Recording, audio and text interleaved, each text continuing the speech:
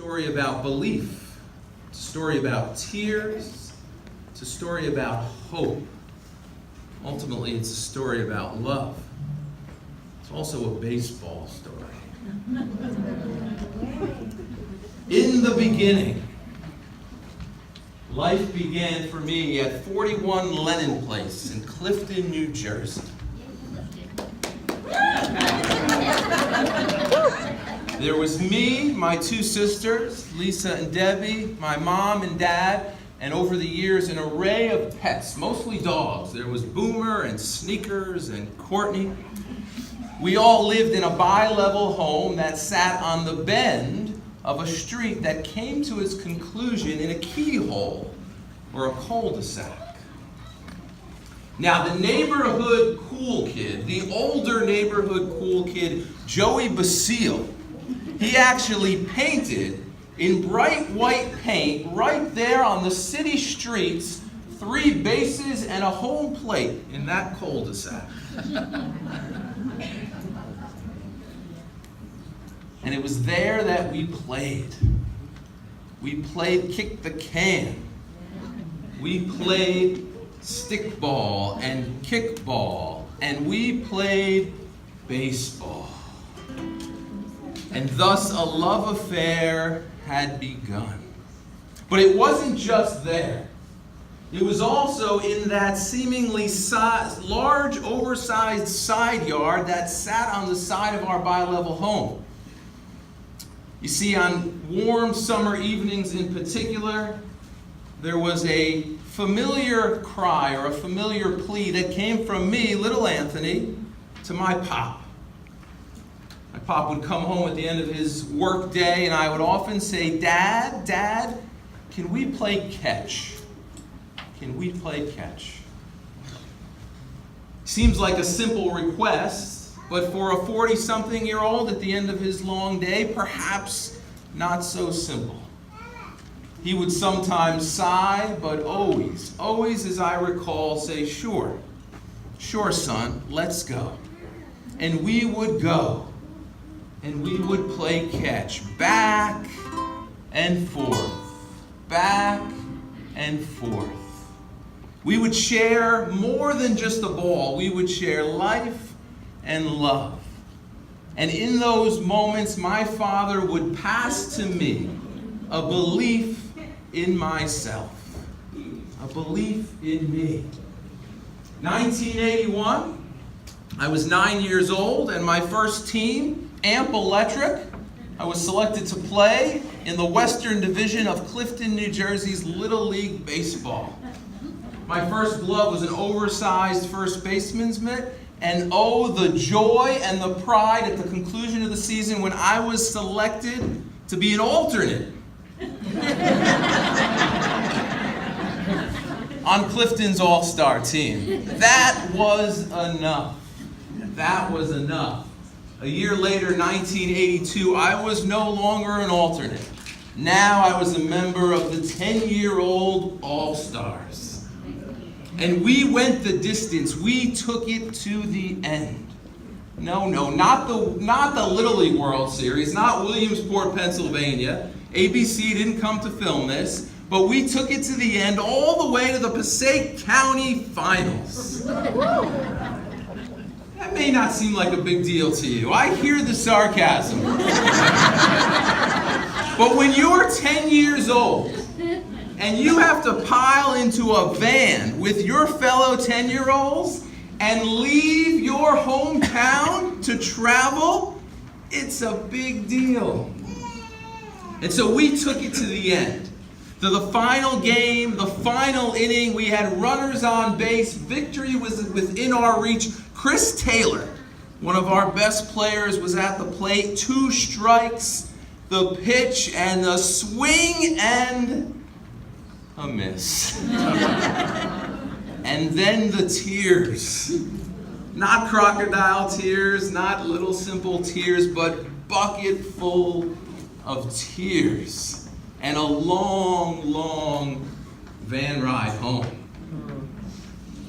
4 years later, 1986, one of my true loves, the blue and orange, the New York Metropolitans, Giants.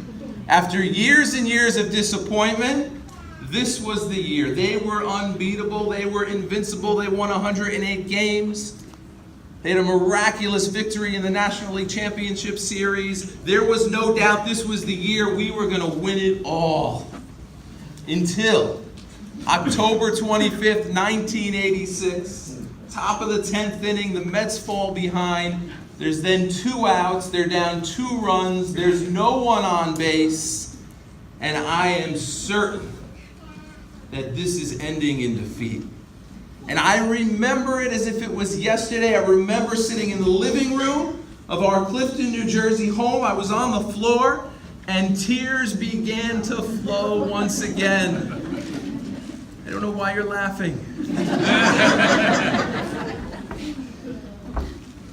The lights were low, and I gazed upon that television, that 19-inch television tube, barely visible through my glassy, teary-eyed eyes, and I watched what was most surely going to be defeat.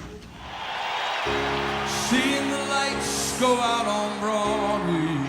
Game 6 in '86, World Series against Boston, probably the greatest comeback in World Series history. Here's Keith Hernandez. Fly to center, fouled out. Single to center, walked intentionally. 1 for 3. Keith Hernandez, after making out in the bottom of the 10th in Game 6. And the Mets are down to their last out. Went back to the clubhouse, grabbed himself a beer, put his feet up on the desk in the manager's office to watch the last out. And Roger Clemens hoping for that last out. Line into left field, base hit for Carter, and the Mets are still alive. And remember, we're 1 out from elimination. We're done. Curveball, and that's going to be hit to center, base hit. And now suddenly with 2 out in the 10th inning, the tying runs are aboard, and Ray Knight will be the batter. So all this stuff started transpiring. Consecutive base hits. Gary Carter at second, 2 out. And that's going to be hitting to center field, base hit. Here comes Carter to score, and the tying run is at third, and Kevin Mitchell. I've sat down here and we've got 3 straight hits. I'm not leaving this chair. And it's going to go to the backstop. Here comes Mitchell to score the tying run, and Ray Knight is at second base.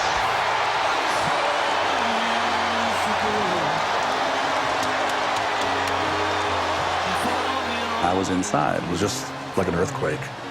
But we were underneath. So I hope this old ballpark can withstand this. So the winning run is at second base. 3-2 to Mookie Wilson.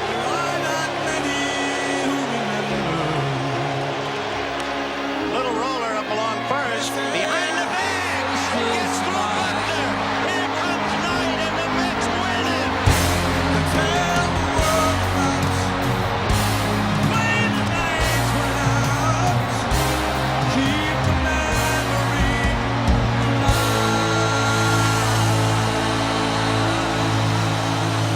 Leave this ball game a Shea. Because I will never watch another baseball game. And no matter the odds, the circumstances, no matter how dire it looks, I will never not believe that hope remains. And maybe that's true of more than just a baseball game. To believe that no matter the circumstance, no matter the tragedy, no matter the loss, no matter the odds, that hope still remains. When baseball began again, it was not a sign that life was returning to normal, but it was a sign that life could return to normal. When baseball returned to New York, it wasn't at historic Yankee Stadium. The first game was played in Queens, at Shea. I have to say that was probably the hardest thing I've ever had to do as an athlete that night. Caminetti, he gets a ground ball, and Chipper Jones is rounding third. They're sending him to throw the plate. Oh! That's glove, and Chipper Jones on every. So it's 1-0 in favor of the Braves.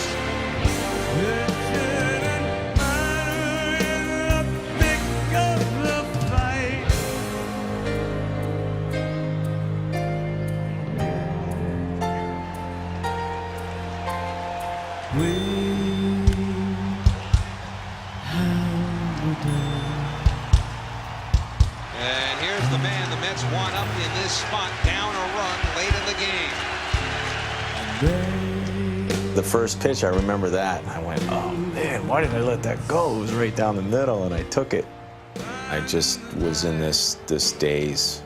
Emotionally, I was done. It's weird how you will link a catastrophe with something as unimportant as a ball game.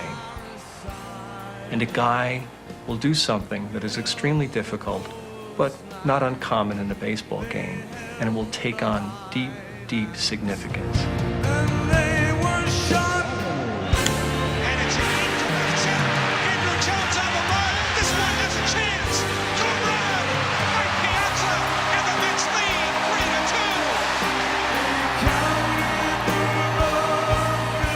Piazza hits a home run, and for a moment it seems as though the home run is some kind of emphatic response.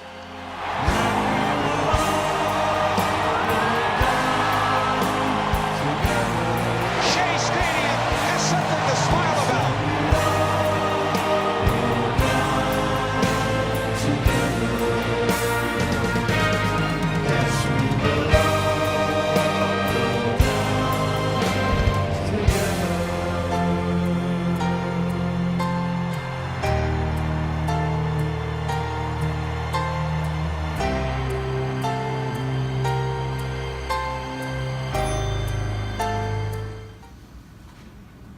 It was 2013, and here at Trinity we were asked to enter into a sermon series in which we would examine the mystery of God and the Scriptures and baseball.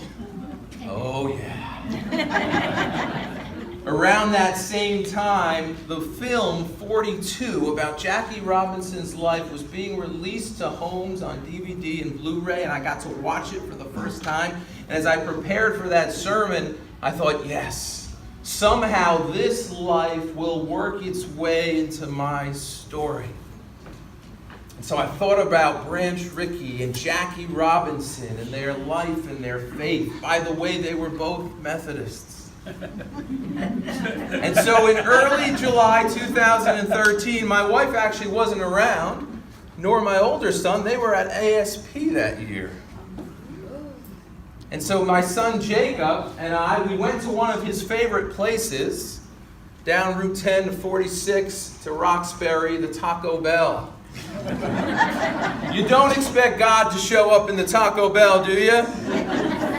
If you think he does, it's probably indigestion usually. Right? But there we went. And if you know me, people ask, how do you prepare for a message? I'm just always thinking about it. So there I was online at the Taco Bell, and I'm thinking about this film, this life, 42. And so I step up to the counter, I present my order, the young lady provides me a total, I give her a $20 bill, and then she hands me the receipt and she says, sir, your change is 42 cents. Caught me a little bit by surprise. And then a second later, I saw her do a double take. She said, sir, you're also order number 42. 42, what does it mean? I realized not long after that I was 41 and a half, so I guess you could say I was in the midst of my 42nd year here on earth. And then through unexpected circumstances, we moved just outside of town to a home that had on its property a second home, a little cottage. The addresses for these two homes, 4 and 2. I haven't completely cracked the code of the 42, but I can tell you, and I can be a skeptic and a cynic, but I can tell you that time and time again, that number has appeared and reappeared in my life, and I can only conclude that for me, every time I see it, it means that no matter the circumstances, that it'll be all right. That hope remains, that God is with you, and that God believes in you. I love this. They'll pass over the money without even thinking about it.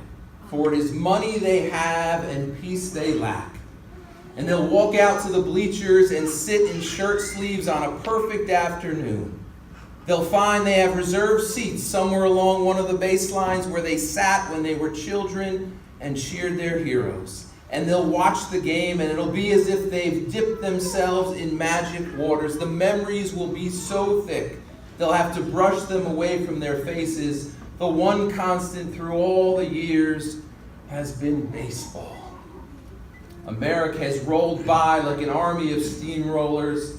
It's been erased like a blackboard, rebuilt and erased again. But baseball has marked the time. This field, this game, it's a part of our past. It reminds us of all that was once good and could be again.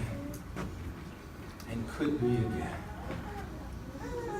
About 3 years ago, I made a declaration, realizing that my daughter, who was 11 at the time, was my last hope in my family to cultivate a baseball fan. My boys, 17 and 19 at the time, were going, gone when it comes to that. And so I vowed that in 2016 we were going to go to more baseball games, and I was going to bring my daughter with me, because I dreamed of a day that when all my hair was gray, that I'd be able to sit next to one of my adult children and remember and experience all that baseball has been to me. And so we went. And then the year after, we went some more. And I think, truth be told, my wife started to enjoy it as well. Last year in 2018, I went to more baseball games than I have in my entire life. And here's what I know. Every time we enter into that stadium and we push those turnstiles and we gaze upon that green grass that is so bright and vibrant, it's as if we're seeing it for the first time. Every time we do that, we are sharing something beautiful. Something about hope and about love and about connection and about faith. And so I've come to realize that hope, that love, that faith that I found in that place, it's the same connection, the same togetherness, the same faith and hope and love that I found in that side yard, playing catch with my dad. And it's the same assurance that comes to me every time I see that number 42. Now I need your help. I want to take you out to the ball game. So we're going to do a little seventh inning stretch. Can we do that? Yeah. Let's stand on up if you're able. I'm not plugged in, which is good, because you've never heard me play this thing. Now, I didn't know when I came here that Tony was going to place me as the seventh act. Oh, those numbers. All right, so here we go.